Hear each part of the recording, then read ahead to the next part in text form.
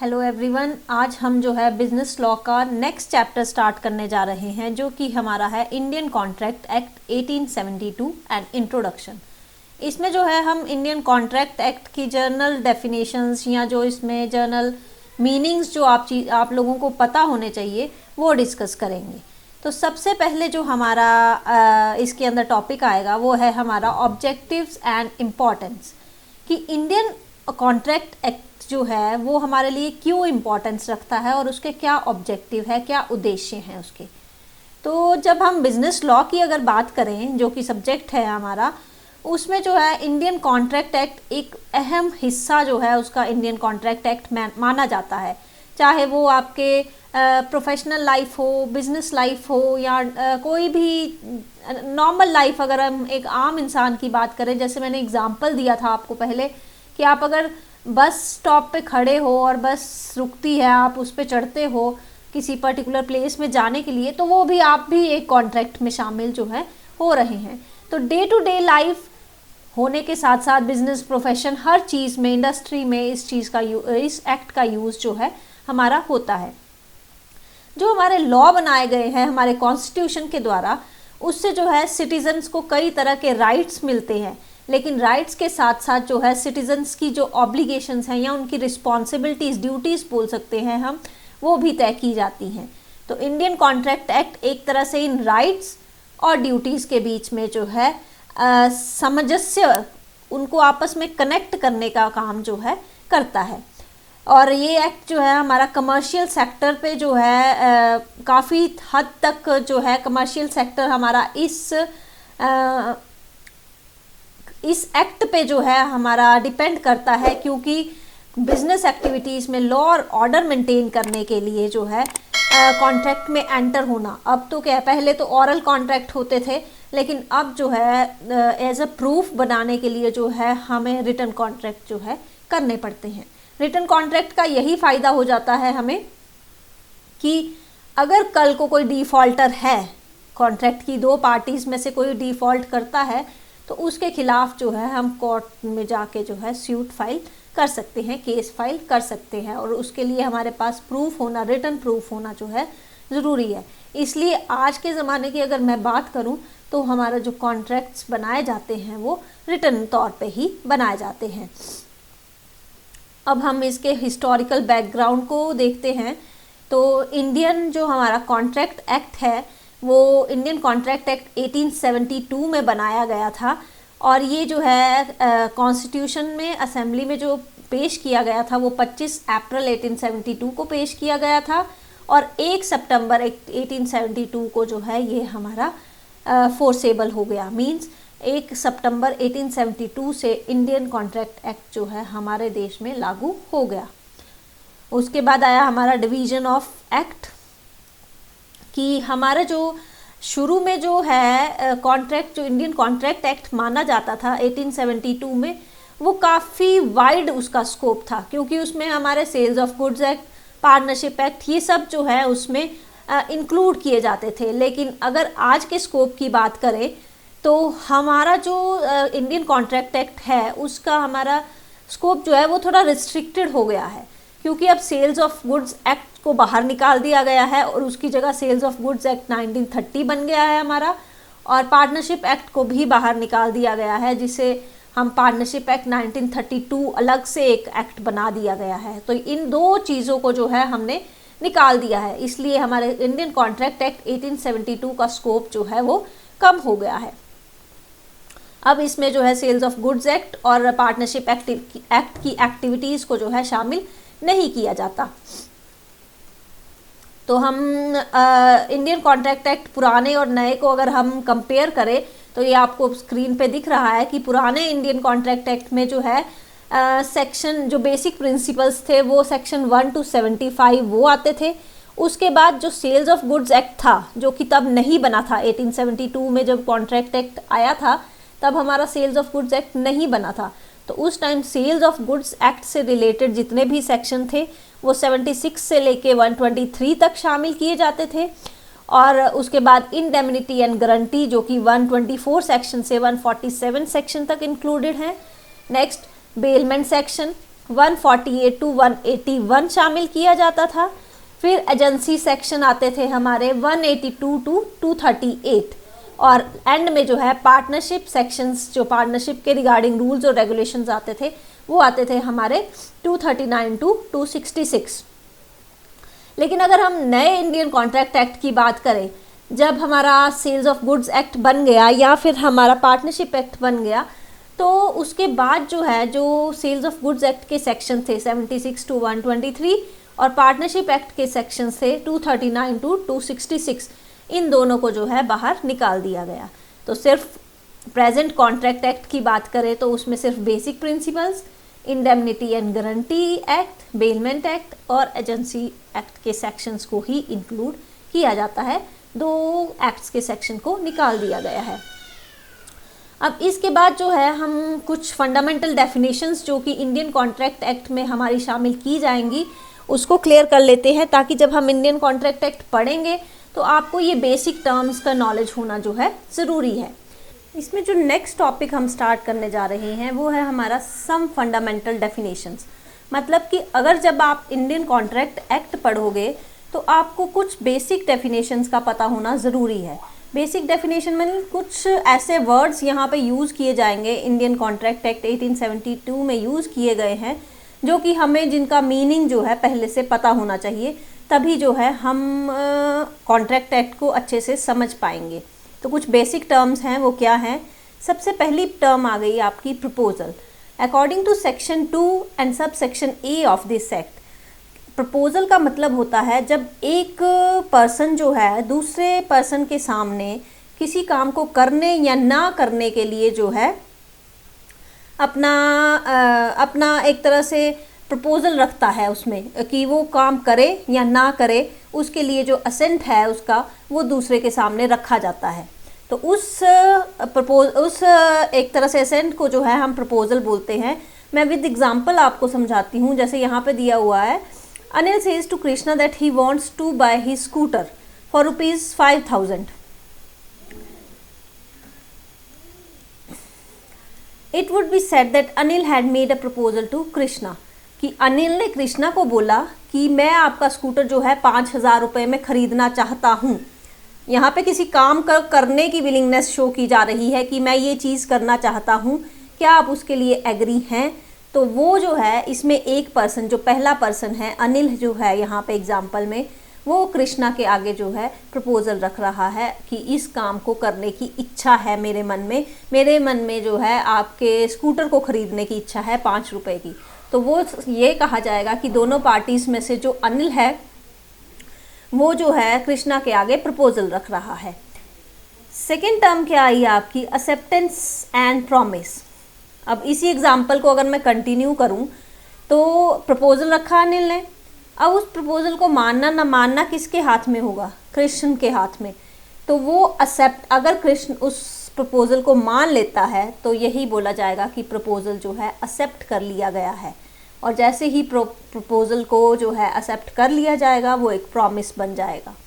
ऊपर वाला एग्जाम्पल ही इन्होंने कंटिन्यू किया है कि अनिल ने एक प्रपोजल रखा था स्कूटर खरीदने के लिए, कृष्णा ने बोल दिया हाँ मैं इस स्कूटर को बेचने के लिए 5,000 रुपये में बेचने के लिए तैयार हूँ। कृष्णा ने उस स्कूटर के प्रपोजल के बदले में एक्सेप्टेंस दी है, तो वो जो है प्रपोजल जब एक्सेप्ट हो गया दोनों पार्टीज़ के बीच में तो वो एक प्रॉमिस बन जाएगा। थर्ड टर्म आ गई आपकी प्रॉमिसर एंड प्रॉमिसी। जो person according to section 2C है ये, जो पर्सन जो है प्रपोजल रखता है उसको हम प्रॉमिसर बोलते हैं। जैसे ऊपर के एग्जाम्पल में अनिल ने प्रपोजल रखा था तो अनिल यहाँ पे प्रॉमिसर था, और जो एक्सेप्ट करता है प्रॉमिस को, जो प्रपोजल को एक्सेप्ट कर रहा है, जो एक्सेप्टर है, उसको हम जो है प्रॉमिसी बोलेंगे। तो ऊपर का एग्जाम्पल अगर कंटिन्यू किया जाए तो अनिल ने प्रपोजल रखा था तो वो प्रॉमिसर है, और कृष्ण ने उस प्रॉमिस को एक्सेप्ट किया था, प्रपोजल को एक्सेप्ट किया था, तो वो आपका प्रॉमिसी कहलाएगा। नेक्स्ट टर्म आ गई हमारी कंसिडरेशन, कि कंसिडरेशन क्या है? तो ये हमारा कॉन्ट्रैक्ट एक्ट के सेक्शन 2 सब सेक्शन D में दिया गया है कि जब कंसिडरेशन का मतलब होता है कि जो दो पार्टीज़ आपस में कॉन्ट्रैक्ट कर रही हैं तो एक को क्या मिल रहा है कॉन्ट्रैक्ट के बदले में और दूसरे को क्या मिल रहा है उस कॉन्ट्रैक्ट के बदले में। ज़रूरी नहीं है किसी काम को करने के लिए ही कोई कंसिड्रेशन होता है, हो सकता है कि किसी काम को ना करने के लिए भी कुछ कंसिड्रेशन जो है दिया जाता है। मतलब पॉजिटिव और नेगेटिव कंसिड्रेशन जो है प्रपोजल्स जो हैं वो हो सकते हैं आपके। तो ऊपर के एग्जाम्पल को अगर हम कंटिन्यू करें तो हमारा जो है अनिल ने कृष्णा से स्कूटर खरीदा, तो अनिल के लिए जो स्कूटर है वो कंसिड्रेशन माना जाएगा, और कृष्णा के लिए उस स्कूटर के बदले में जो है 5,000 रुपये जो उसको मिले वो कंसिड्रेशन जो है माना जाएगा। तो कंसिड्रेशन दोनों पार्टीज़ को मिलना चाहिए, प्रपोजल प्रॉमिसर को भी और प्रॉमिसी को भी, मतलब जिसने प्रपोजल रखा है उसको भी और जिसने प्रपोजल को एक्सेप्ट किया है उसको भी। नेक्स्ट टर्म आ गई हमारी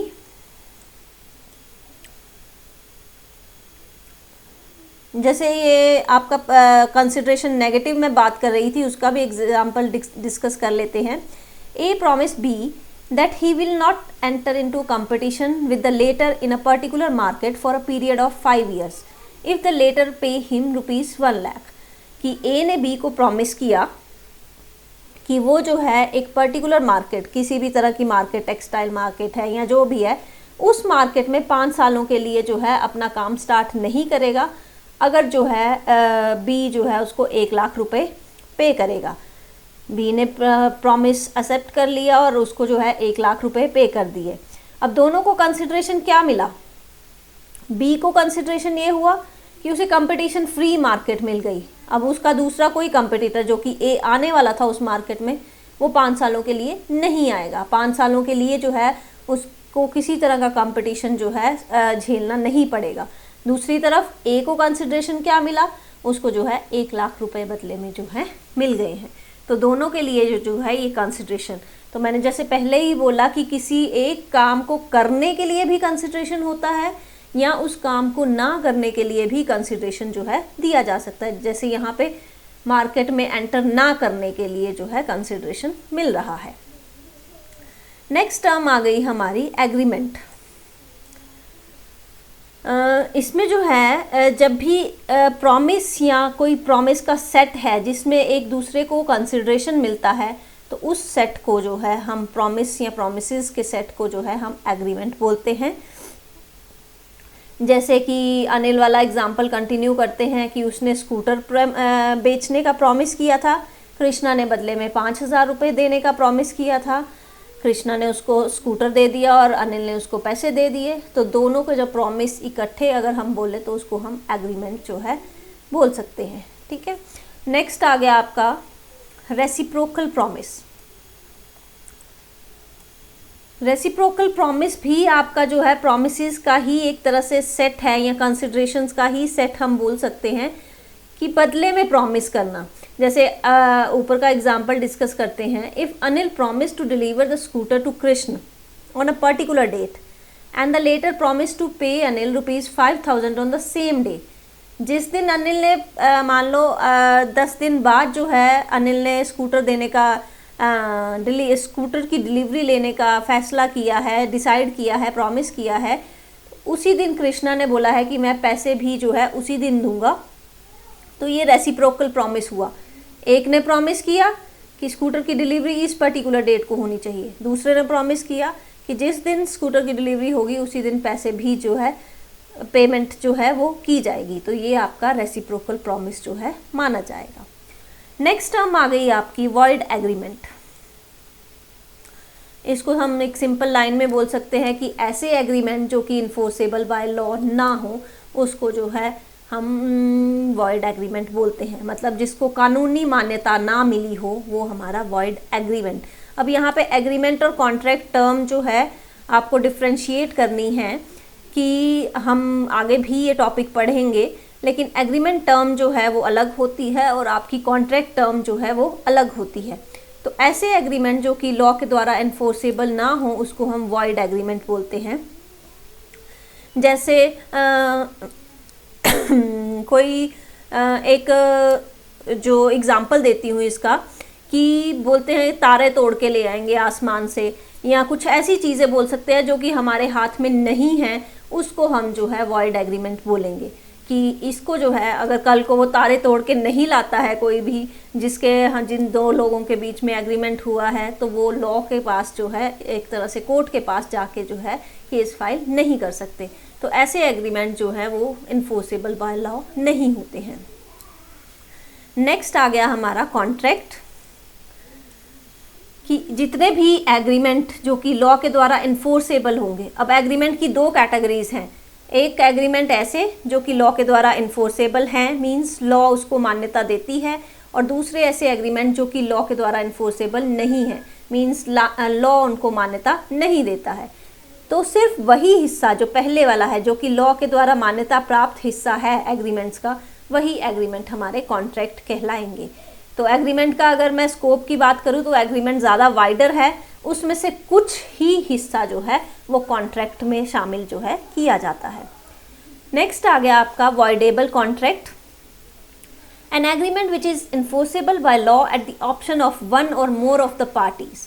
कि अब जब भी कॉन्ट्रैक्ट होता है तो कितने पार्टीज होनी चाहिए, दो पार्टीज होनी चाहिए, और एग्रीमेंट भी लॉफुल होना चाहिए, इन्फोर्सेबल बाय लॉ होना चाहिए, लॉ के द्वारा उसे मान्यता प्राप्त होनी चाहिए। अगर दोनों पार्टीज में से किसी सिर्फ एक पार्टी को ये हक रह जाता है कि वो उस कॉन्ट्रैक्ट को कैरी ऑन करे, आगे लेके जाए या ना लेके जाए, तो उस केस में जो है उस कॉन्ट्रैक्ट को जो है हम वॉइडेबल कॉन्ट्रैक्ट बोलते हैं। एग्जाम्पल से आपको ज़्यादा क्लियर हो जाएगा। जैसे यहाँ लिखा है, Ahmed wants to buy a young healthy horse from Babu. दो पार्टीज हैं यहाँ पे, अहमद और बाबू।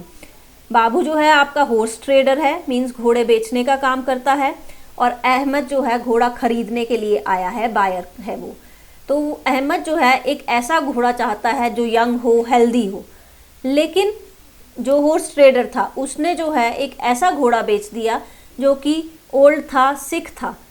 अब उन दोनों के बीच में कॉन्ट्रैक्ट तो साइन हो गया था कि घोड़ा खरीदना है और इतना अमाउंट देना है, लेकिन यहाँ पे एग्रीव्ड पार्टी कौन हुई, अहमद, जो कि बायर था, जो कि स्पेशली बोल रहा था कि मुझे एक यंग और हेल्दी घोड़ा चाहिए। अब उसको नुकसान वाली वो कहलाई आपकी। तो उस केस में जो है एक तरह से जो हॉर्स ट्रेडर था, बाबू जो था, उसने चीटिंग की थी अहमद के साथ। तो अहमद जो है एग्रीव्ड पार्टी है और उसको ये अधिकार मिल जाता है, सिर्फ एक पार्टी को ये अधिकार मिल जाता है कि वो कॉन्ट्रैक्ट को तोड़े या कंटिन्यू करे। तो ऐसे कॉन्ट्रैक्ट को हम वॉइडेबल कॉन्ट्रैक्ट बोलेंगे। नेक्स्ट आ गया आपका वॉइड कॉन्ट्रैक्ट। ऐसे कॉन्ट्रैक्ट जो शुरू में तो लॉ के द्वारा इन्फोर्सेबल, अब वॉइड एग्रीमेंट और वॉइड कॉन्ट्रैक्ट दो अलग टर्म्स हैं। वॉइड एग्रीमेंट हम पढ़ चुके हैं, जो कि लॉ के द्वारा शुरू से ही मान्यता प्राप्त नहीं होती है, लेकिन वॉइड कॉन्ट्रैक्ट जो है शुरू में तो उनको मान्यता प्राप्त थी लॉ के द्वारा, लेकिन फिर उनसे जो है वो चीज़ एक तरह से हट गई, अब उसको करना पॉसिबल नहीं रह जाता, तो वो वॉइड एग्रीमेंट जो है कहलाता है। जैसे एग्जांपल है, Venura promise to give his daughter in marriage to Shanas son. कि एक यहाँ पे इंसान था जिसने जो है अपनी बेटी की शादी के तय की थी किसी और के बेटे के साथ, तो शादी से पहले ही उस लड़की की डेथ हो गई। अब शुरू में तो कॉन्ट्रैक्ट अगर किया गया था तो वो वैलिड था, मतलब वो लॉ के द्वारा मान्यता प्राप्त था, लेकिन डेथ की वजह से जो है अब उस कॉन्ट्रैक्ट को पूरा करना पॉसिबल नहीं है, तो वो कॉन्ट्रैक्ट जो है वॉइड माना जाएगा। शुरू में फोर्सेबल बाय लॉ था, पर अब उसको जो है लॉ भी उसको मान्यता प्राप्त नहीं कर सकती, due to unavoidable reason. Death जो है वॉइड नहीं की जा सकती थी, इसलिए वो कॉन्ट्रैक्ट जो है हमारा वॉइड कॉन्ट्रैक्ट जो है बन गया। जैसे एक और एग्जाम्पल यहाँ पे इन्होंने डिस्कस किया है, Pratap is a sculpture and has been commission to make a statue for Babu for a consideration of 10,000। कि कारीगर था प्रताप, एक वो मूर्तियाँ बनाता था और उसने बाबू के लिए एक मूर्ति बनाने का काम लिया 10,000 रुपये में। दोनों में कॉन्ट्रैक्ट हो गया कि एक पर्टिकुलर डेट को वो उसको मूर्ति बना के दे देगा और उसी डेट को वो 10,000 रुपये जो है ले लेगा। लेकिन उससे पहले ही, मूर्ति बनाने से पहले ही प्रताप का एक्सीडेंट हो गया और उसके दोनों हाथ जो हैं उसमें कट गए। अब उसके लिए जो है बिना हाथों के उस आर्ट को, मूर्ति को पूरा करना पॉसिबल नहीं है, तो इस केस में कॉन्ट्रैक्ट हमारा शुरू में तो फोर्सेबल बाय लॉ था, लेकिन बाद में वो वॉइड बन गया। नेक्स्ट टर्म आ गई हमारी plaintiff. A person who files a suit in a court of law against another for a breach of contract is called plaintiff, कि जिसके एग्रीव्ड पार्टी जो होती है, जो कि अपने शेयर के लिए जो है अपनी आवाज़ उठाती है और कोर्ट में लॉ में जाके जो है दूसरी पार्टी के खिलाफ केस फाइल करती है, उस पार्टी को हम प्लेंटिफ बोलते हैं। और डिफेंडेंट जो है, जिसके अगेंस्ट जो है सूट फाइल किया जाता है, केस फाइल किया जाता है, उसको हम डिफेंडेंट बोलते हैं। जैसे मैं इसको एक एग्जांपल के साथ समझाती हूँ आपको। जैसे ऊपर आपका ये जो अहमद वाला एग्जांपल मैंने ऑलरेडी किया था, तो यहाँ अहमद जो है एग्रीव्ड पार्टी थी और उसने बाबू के खिलाफ जो है कोर्ट में केस फाइल किया, तो अहमद जो है प्लेंटिफ माना जाएगा क्योंकि उसने किसी और के खिलाफ जो है केस फाइल किया है, और जिसके खिलाफ केस फाइल किया है यानी कि बाबू, वो हमारा डिफेंडेंट कहलाएगा। तो ये था आपका कॉन्ट्रैक्ट एक्ट की एक तरह से इंट्रोडक्शन थी, कुछ बेसिक टर्म्स थी, नया और पुराने कॉन्ट्रैक्ट में किस तरह का फ़र्क था। अगर आप में इसको कोई भी टर्म समझ नहीं आई है, विद एग्जांपल अगर आप पूछना चाहते हैं तो कमेंट सेक्शन में लिख दीजिए, मैं उस पॉइंट को फिर से क्लियर कर दूंगी। Thank you.